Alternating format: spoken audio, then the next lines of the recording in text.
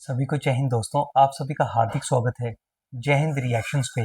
आशा करता हूँ कि आप सभी लोग बहुत अच्छे होंगे। तो आज हम आपके एक लेटेस्ट और एक मज़ेदार वीडियो लेकर आए जहाँ पे आप देखेंगे आरजू काज़मी और पाकिस्तानी पत्रकार कमर चीमा के बीच में एक दमदार और एक इंटरेस्टिंग डिबेट, जहाँ पे ये दोनों बात करेंगे हमारे प्यारे और शक्तिशाली देश भारत के बारे में। और आप देखेंगे जैसे भारत और प्रधानमंत्री मोदी का नाम आएगा तो चीमा पूरी तरह से घबराने लगेगा और इल्ज़ाम डाल देगा आरजू काज़मी पे कि वो भारत का साथ देती हैं। तो ये वीडियो काफ़ी इंटरेस्टिंग होगी, आपको बहुत कुछ जानने को मिलेगा। तो इसे अंत तक देखें और चैनल पे नए हैं तो चैनल को सब्सक्राइब कर दें। तो चलिए साथ मिलकर ये वीडियो देखते हैं और अंत में इसके बारे में बात करेंगे।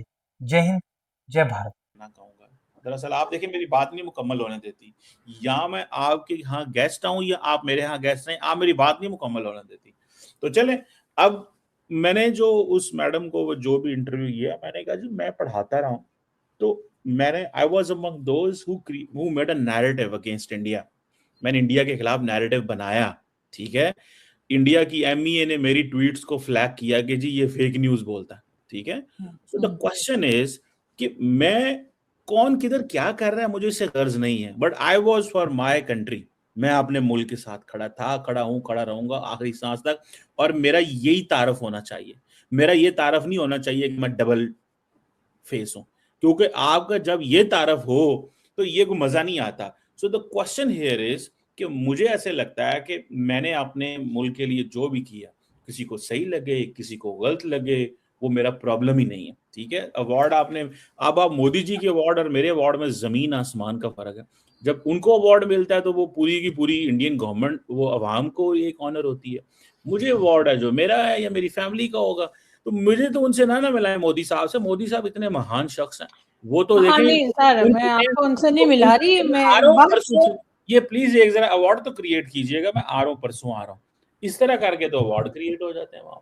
तो ये मैं तो नहीं कह रहा, इंडिया की ऑपोजिशन कह रही है, और वो तो अवार्ड सर वाले अपोजिशन तो यहाँ भी बहुत कुछ कहती है, लेकिन आप लोग ने यहाँ अपोजिशन रहने नहीं दी है, क्योंकि जैसे अपोजिशन कुछ कहती है उसे पकड़ के जेल में डाल देते। तो आप ना देख लीजिए इमरान खान का जो हाल किया है। तो ना अपोजिशन, जब अपोजिशन हुकूमत नहीं, में आपकी मैं पाकिस्तान के अपोजिशन और गवर्नमेंट की बात कर रही हूँ कि इस वक्त जो कुछ हाल है। सर लास्ट में एक बात। एक बात सर सुने, जब ये ऑपोजिशन हुकूमत में थी तो तब भी ये भी तो यही करती थी, या तो ना तब डिफरेंट थी, तो तब और बात है। सही बात है सर। असल में इनको जो चाबी भरते हैं, इनको जो चलाते हैं, इनको जो लाते हैं ना, वो असल में वही लोग हैं। इसलिए इनमें आपको बिल्कुल एक ही जैसे लोग दिखते हैं, एक ही तरह की बात सुनने को मिलती है, क्योंकि इनको डिक्टेशन देने वाले लोग जो हैं वो एक ही हैं। लेकिन सर मैं लास्ट में आपसे जरूर पूछूंगी कि सर वो ईरान अमेरिका की हमने बातचीत करवाई थी, डायलॉग हुआ सर, वो तो फिर लड़ने पड़ गए। उन्होंने कहा जी हमको एमओयू नहीं मानते, और आज तो ट्रम्प ने ये भी कहा कि 1000 मिसाइल जो है वो ईरान की तरफ करके रखें, कभी भी चला देंगे। तो सर वो क्या हुआ, वो जो हमने कहा था कि हमने जी जंग रुकवा दी? तो लड़ पड़े हैं हाँ जी। दोनों, तो फिर सुलह करा देंगे। डोंट वरी, आप क्यों घबरा रही हैं? तो सर हम यही करते रहेंगे सर, अपनी लड़ाइयां तो बंद नहीं कर पा रहे, ना अफगानिस्तान के साथ, ना वहां बलूचिस्तान में, और ना भारत के साथ, और दूसरों की करते फिर रहे। सर ये वाली लॉजिक समझ नहीं आई। प्रॉब्लम, कोई मसला ही नहीं है, आप टेंशन ना लें। जब भी कोई कोई कहीं भी भाई का प्रॉब्लम हो, आप कॉल करें हमें, हम मसला हल कर देंगे। अभी ईरान भाई का, अमेरिका भाई का प्रॉब्लम बन गया, तो अब यही हमारा भाई पाकिस्तान, देखिए भाइयों का तो भाई है। सर हम अपने मसले क्यों हल नहीं कर पा रहे, अगर हम अमेरिका और ईरान की लड़ाई देखिए, रुकवा रहे हैं? इसकी वजह ये है ना कि वहां पे जो दुश्मन है उसका फेस है, यहाँ पे दुश्मन का फेस नहीं है, वो दहशत गर्दों के जरिए आता है। अमेरिका और ईरान के अंदर करज है, वो डायरेक्ट लड़ते हैं। जब हमारे साथ डायरेक्ट दुश्मन लड़ता था तो हम जवाब देते थे। जब दुश्मन किसी किराए के कातिल इस्तेमाल करता है तो फिर थोड़ा मुश्किल हो जाता है कि कातिल भी ढूंढने, किराए वाला भी ढूंढना, सब वो तो सर करना। इंडिया से कोई मिलता क्यों नहीं सर? ये दाऊद इब्राहिम, हाफिज सईद, मसूद अजहर, ये उसामा बिन लादेन, ये तो सारे के सारे सर पाकिस्तान से क्यों निकलते हैं? नहीं तो मुझे बात बताए ना, उसामा बिन लादेन की आप बात कर रही हैं, तो उसामा बिन लादेन पाकिस्तानी था। तो जिन सर लोगों था ने तो पाकिस्तान, 11 साल से सर यहीं पे बैठा नान कबाब खा रहा था ना। ओ भाई मेरी बात सुने, जिन लोगों ने 9/11 किए तो उनमें कौन पाकिस्तानी था? आप पाकिस्तान का तो नाम ऐसे ही ले देती हैं ना, हिस्ट्री का पता सर ना। उसामा बिन लादेन तो यही था ना सर, मैं क्या बात भाई कर रही हूँ और आप क्या उसामा बिन जवाब दे रहे हैं? लादेन तो दुनिया के उसामा बिन लादेन यहाँ करंट। से निकला सर, वो मसूद ओ अजहर यहाँ, भाई, हाफिज सईद यहाँ, दाऊद इब्राहिम मियादाद साहब का मैं समधी कहता वो हूँ, यहाँ। वो देखें, उसामा बिन लादेन तो दुनिया के पता नहीं कौन कौन से मुल्कों में रहा, हमें उसका क्या पता है यार। वो 11 साल सर कहते हैं यहाँ पे तक, 11 साल। आई विश कि और आपके, अमेरिका यहीं से उठा के लेके गया सर, अमेरिका यहीं से उठा के लेके जो गया। आपका घर है ना, आपका जो घर है, उसकी एक जो है ना दीवार ना हो, और सामने वाला हमसाया आपको देख रहा हो, हमारा अफगानिस्तान के साथ यही हाल है कि हमारा जो घर है ना, उसकी दीवार पे जो वो है ना, उधर दीवार ही कोई नहीं है। वो जब मर्जी कहते हैं हमने आना है, हम कहते हैं वहां पे बंदे खड़े करो, सिक्योरिटी बनाओ, तो हम मजबूर हैं, हम कुछ नहीं कर सकते। क्यों? कि जब एक मुल्क ये कहता है कि हमने यहाँ पे अब किसी को खड़े ही नहीं करना है सिक्योरिटी को, ठीक है, और जब मर्जी को अंदर घुस जाए, आ जाए, चला जाए, तो उधर हम क्या कर सकते हैं? तो फिर उसामा बिन लादेन भी बगैर वीजे क्या है, हमने कौन सा उसको वीजा स्टैंप करा के इस्लामाबाद एयरपोर्ट से अरे रखा तो हुआ? सर हमारी एजेंसीज क्या कर रही थी? एक टेररिस्ट आके 11 साल आपकी कंट्री में बैठा रहा और आप कह रहे हैं कि हमने कौन सा वीजा दिया था? दरअसल आपका पता है क्या, आप देखें वो सवाल तो सर यहाँ से भी जो सो कॉल्ड वो जो नॉन स्टेट एक्टर्स जो भारत में जाते हैं सर, वो कौन सा वीजा लेके जाते हैं? तो सर उसामा बिन लादेन को 11 साल हमने क्यों नहीं पकड़ा? मैं देखें मैडम, आप जितनी मर्जी कोशिश कर लें, आप कामयाब नहीं हो सकते। भारत भी कामयाब नहीं ना हुआ, आप भी नहीं होंगे। किस बस बात अब के लिए? आपको इतने पैगाम है, ना भारत कामयाब हुआ ना आप कामयाब होंगे।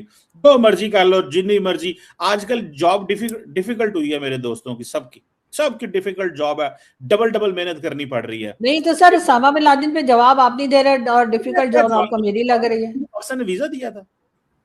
तो सर 11 साल क्या रह रहा था? आप उसको रहने दिया यहाँ पर 11 टेररिस्ट साल को? तो पता नहीं किधर लोग, दुनिया में लोग 20-20 साल इलीगल रहते हैं। क्या हो गया? अगर वो था हमारा, उसमें क्या कसूर है भाई? अफगानिस्तान ने वाह मुझे सर, एबटाबाद में उसको छुपा के रखा हुआ था, सारी डिटेल आ गई है और आप कह रहे हैं कि हमें क्या पता कहाँ रह रहा था? उसामा बिन लादेन को पाकिस्तान ने वीजा देके रखा हुआ था वहां पे। सर ये क्या बात, क्यों हो सकता है दे भी दिया हो? जब रखा था 11 साल तो सर तो वीजा आप देने की क्या अपनी जरूरत है? मेहमान बना के रखा था ना सर। वो एबटाबाद के करीब वो रह रहा था और 11 साल हमारी agency number 1 sir, number 1 agency को पता ही नहीं लगा कि 11 साल से यहाँ पर है। ठीक है, और अमेरिका ढूंढ रहा था, उसके साथ हम भी ढूंढ रहे थे साथ साथ। वो तो सर बिल्कुल ठीक है। वो तो सर हमारे ही आर्मी के मैं कोई कहता हूँ जनरल बिल्कुल। कर्नल कौन थे जिन्होंने बताया कि उसामा बिन लादेन हुआ है, फिर वो ढेर सारा सुना है मैंने, पैसा वैसा लेके यहाँ से निकल गए। देखें मेरी बात सुन, आप देखें, आपका काम है रियासत पाकिस्तान को इम्प्लीकेट करते रहना। जो काम भारत करता रहता है आप करती रहें, वो भी करते रहें, ठीक है। सारा टाइम आपकी एक ही जॉब है, पाकिस्तान इसमें इन्वॉल्व था, पाकिस्तान। मुझे बताएं, क्या उसामा बिन लादेन को पाकिस्तान ने वीजा दिया हुआ था यहाँ, या कि वो इलीगली अफगानिस्तान के रास्ते पाकिस्तान घुसा और किसी को पता भी नहीं?